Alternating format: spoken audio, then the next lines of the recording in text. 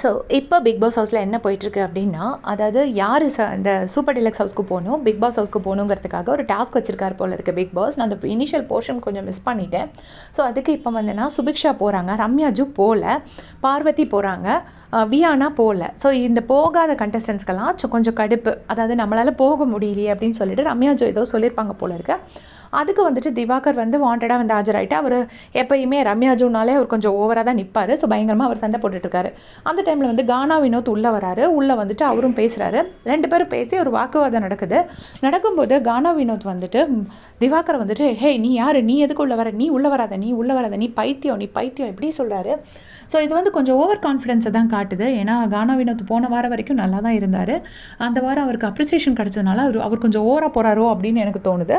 ஏன்னா நீ பைத்தியம் அப்படின்னு சொல்கிறாங்க. உடனே திவாகரும் வந்துட்டு நீ தான் பைத்தியம், நீ தான் பைத்தியம் அப்படிங்கிறாங்க. 2 பேரும் ஒருத்தருக்கு ஒருத்தர் அடித்தவங்க எல்லாம் 2 பேருமே ஈக்குவலாக தான் இறங்கி சண்டை போடுறாங்க. பட் ஸ்டில் ஃபஸ்ட்டு பைத்தியம்னு சொன்னது வந்து கானா வினோத் தான். ஃபேஸ்க்கு கிட்ட, திவாகரோட ஃபேஸ்க்கு கிட்ட கை வச்சுட்டு நீ பைத்தியம், நீ பைத்தியம்னு சொன்னார். ஸோ ஏற்கனவே வந்து ஜியோ ஹாட்ஸ்டாரில் இன்னொரு ப்ரமோ வேறு ரிலீஸ் ஆகிருக்கு. அதில் வியானா வேறு எழுதிட்டுருக்காங்க. அப்போது ரம்யாஜு இப்போ பார்வதி என்ன சொல்கிறாங்கன்னா, உனக்கு தான் கால் சரியில்லை, அப்புறம் எதுக்கு நீ வரணும்னு சொல்கிற அப்படின்னு சொல்லி கேட்குறாங்க. அப்போ ரம்யாஜு சொல்கிறாங்க, இல்லை நான் கால் சரியில்லைன்னு இருந்தால் கூட நான் எல்லா கேமும் விளையாட தான் செஞ்சுருக்கேன். ஸோ நான் இதுவும் விளையாடணும்னு நினச்சேன். இப்போ நான் விளையாடலைன்னா பரவாயில்ல, அட்லீஸ்ட் என்னையும் ஒரு ஆளை நீங்கள் சேர்த்து கன்சிடர் பண்ணி கேட்டுருந்துருக்கணும் அப்படின்னு சொல்லிட்டு ரம்யாஜு சொல்கிறாங்க. அதுக்கு பார்வதி சைட் கேப்பில் ஒரு ரெஜிஸ்ட்ரேஷனை போடுறாங்க. அவங்க என்ன சொல்கிறாங்கன்னா, நானும் எல்லாம் விளையாடணும்னு தான் நினைக்கிறேன், பட் எனக்கு அமைய மாட்டேங்குதுல, என்ன தான் முதல்ல பிளான் பண்ணி தூக்கிடுறாங்கல்ல, எப்போவுமே நான் தான் விக்டிம்ங்கிற மாதிரி. கரெக்டு தான், இங்கே நிறைய பேர் சொல்கிற மாதிரி அவங்க தான் ஒரு கேம் விளையாடுறாங்க. ஏன்னா இல்லைனா ஒரு மாதிரி ரொம்ப டல்லாக தான் போயிட்டுருக்கு பிக் பாஸ் வீடு. எதுவும் சண்டையும் இல்லாமல் எல்லாருமே லாலாலா பாடிட்டு இருக்கிற மாதிரி தான் இருக்குது. ஸோ அதுக்காக தான் இந்த மாதிரி ஒரு கேம் பார்வதி ஆடுறாங்க. அது எல்லாமே கரெக்டு. பட் அவங்க வந்து டூ மச் ஆஃப் ரெஜிஸ்ட்ரேஷனாக இருக்குது. அதுதான் எனக்கு பெரிய பிரச்சனையாக இருக்குது. ரொம்ப ரெஜிஸ்டர் பண்ணுறாங்க, நான் தான் விக்டிம்னு. எல்லாருமே ஒரு வகையில் பாதிக்கப்பட்டு தான் இருக்கிறாங்க. அப்படி பார்த்தா சபரி கூட நேற்று நல்லா பேசுகிறவங்க எல்லாருமே பார்த்திங்கன்னா சண்டே எபிசோடில் சபரியை வந்து டபுள் ஃபேஸ்ன்னு சொல்லியிருப்பாங்க. ஈவன் கனியக்கா கூட சொல்லியிருப்பாங்க.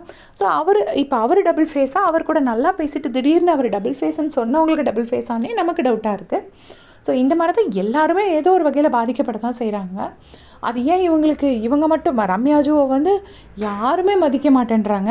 எவ்வளோ கஷ்டப்படுத்த முடியுமோ அவ்வளோ கஷ்டப்படுத்துகிறாங்க.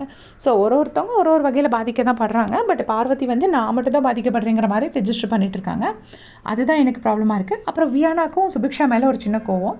நீ பாட்டு நான் போகிறேன்ட்டு போயிட்டேன், நீ என்கிட்ட வரியான்னு கேட்டியா ஒரு வார்த்தை அப்படின்னு சொல்லிட்டு வியானாவும் சொல்கிறாங்க. ஸோ இதான் நடந்துட்டுருக்கு. அது என்ன டாஸ்க்கு என்னன்னு உங்கள் யாருக்கா தெரிஞ்சதுன்னா மறக்காமல் கமெண்ட் செக்ஷனில் சொல்லிட்டு போங்க. தேங்க்ஸ் ஃபார் வாட்சிங்.